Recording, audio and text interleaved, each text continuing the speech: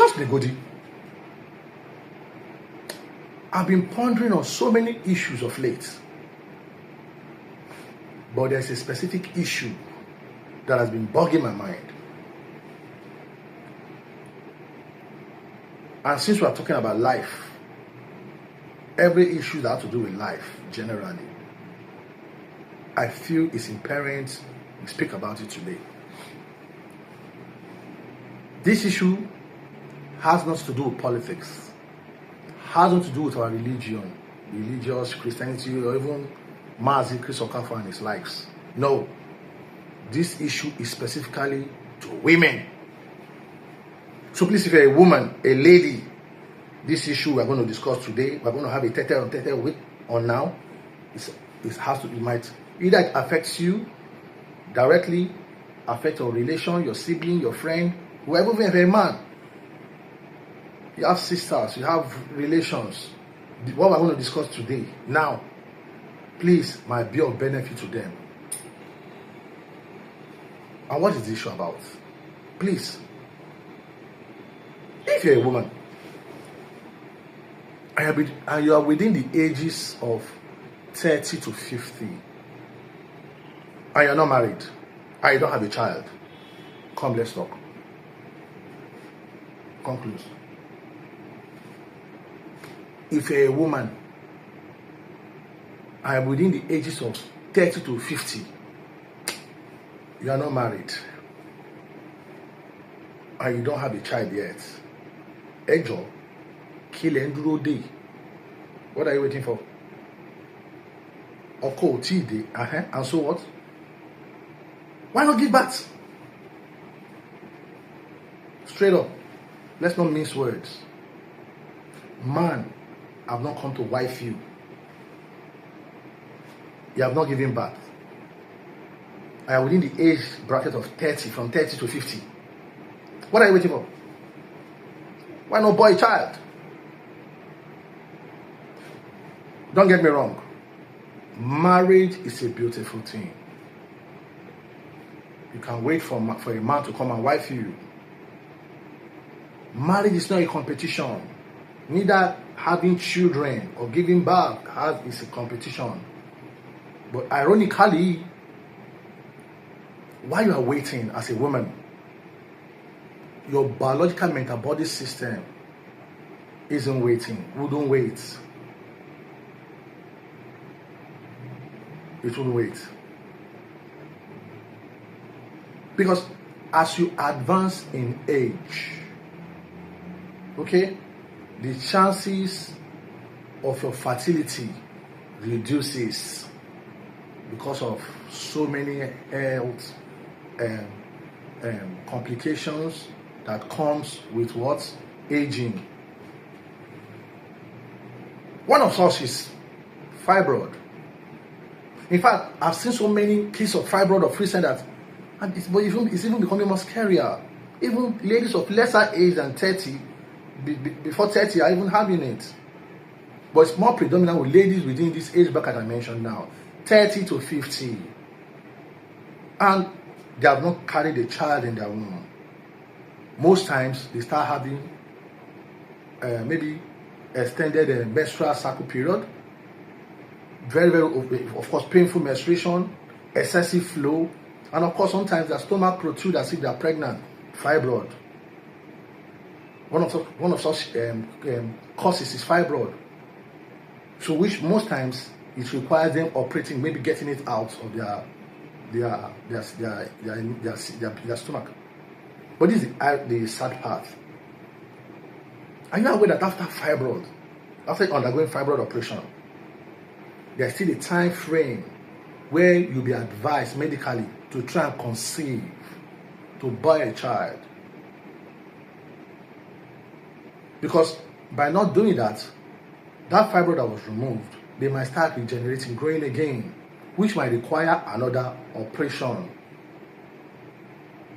We also have the case of adenomyosis. This is a gynecological condition whereby tissue similar to uterus lining start to grow. Okay? Start to grow inside the the muscle wall of the uterus. This now most times causes excessive flow during menstrual period, prolonged menstrual flow. In fact, sometimes it can even be confused for fibroid, but it's not. In fact, it's even most times worse than fibroid, because in some cases, the woman's or the patient's womb might be removed just to save her life. Now, Wagbo, in your told TB Mori, they are not trying to remove her womb. They are trying to remove her womb. We also have endometriosis. This is even a more critical gynecological condition. Now, the tissue similar to the uterus lining, instead of growing, that was, when it is growing inside the uterus lining, it is known as andromyosis. But when it is growing outside the wall, it is endometriosis. That these are medical terms. It's even more severe too. What about the condition of blockage of the fallopian tube? So many issues. Of course, we also have menopause. Most of all these things come with age. Please don't mind some of my pronunciation, okay? You can go and look them up. Comes with age. So rather than just waiting for a man to come and wife you before you start having a child, before you have a child, before you born a child, why not boy a child? What have you been waiting for all these years? And are you aware that having a child doesn't limit you? It doesn't limit you in any way or impair you from getting married later on. In fact, statistics have shown that in recent times, many single mothers are even getting married quicker than the single ones that have never had a child. And wait a minute. Are you also aware that it's not every woman that will get married? Every woman cannot get married. That's the sad reality. Every woman, you can't get married. All of you will not get married, sorry. And this thing has to do with what? Statistics. Of course, change in our culture too. And of course, and our adaptation of some belief, spiritual belief that has to do with our religion, talking about Christianity, which is against polygamy, polygamous homes. One advantage of polygamous homes is that it legalizes equal opportunity for all women to have opportunity, a chance of being married, marital opportunity. That's one thing about polygamy. You can argue with yourself, but that's the truth. And let me prove it. Our ancestors. Let me talk about me now, from my grandfather, my great-grandfather. My great-grandfather had 5 wives. 5 wives. My grandfather, from my father's side, that's my paternals and grandfather, had 3 wives. My grandfather from my maternal side, my mom's dad, had 3 wives. Now, all my uncles, my dad and all his siblings, our brothers, everybody had one wives. They all had 1 wife.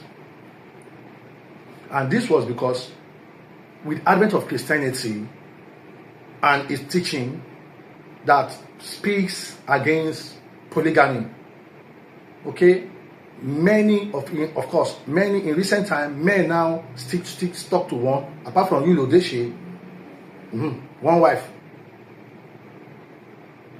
Why some are still having side chick, but it's not legalized. In the olden days, you hardly hear anything about how to do with side chick, because they legalize the side chick, they make her the wife's her. Truth. Now, even when we have polygamy, some ladies didn't even get married. Now, what makes you not believe that now that we don't have polygamy, of course, the polygamy is not being seen as a devilish act. Okay? In fact, a woman that wants to become a second wife is seen as what? Not just a threat, a witch, a husband snatcher, a home breaker, and the rest. Of course, what makes you think every woman will get married? Sorry, they can't. And they can't. All women can't get married. That's the truth. But all women can bear a child. All women can bear a child. And one of the teachings of Christianity that now made a lot of homes to now be against polygamy is the teaching of what? Restitutions. Restitution. In fact, growing up, I know a lot of my church mates, church members, friends, classmates, whom their mom had to abandon them with their dad because their mom were like second wife or third wife. And after they had the teaching of deeper life, then it was deeper life that was actually promoting that teaching that speaks against polygamy. The teaching is about, of course, if you're a second wife, if your man has been married before and you now want to marry that man, you now go ahead and marry that man, that legally, spiritually, that marriage is not recognized in heaven. Biblically, it's not recognized. We're going to speak on that later on, okay? It's another topic we're going to speak on because it's a very, very, very delicate issue. And it affected so many kids, so many homes, broke so many homes. And it's ironic when I see so many pastors that were preaching against that in the past, they are now even divorcing their wives and marrying other women. Yes, not specifically deeper life, okay? Because the GO married another woman, but after the first wife died. Okay? But there are so many pastors that they still have their wife. Their wife is still alive. But because of their freehandling and the so-called and other things, they now bring in another woman into their home.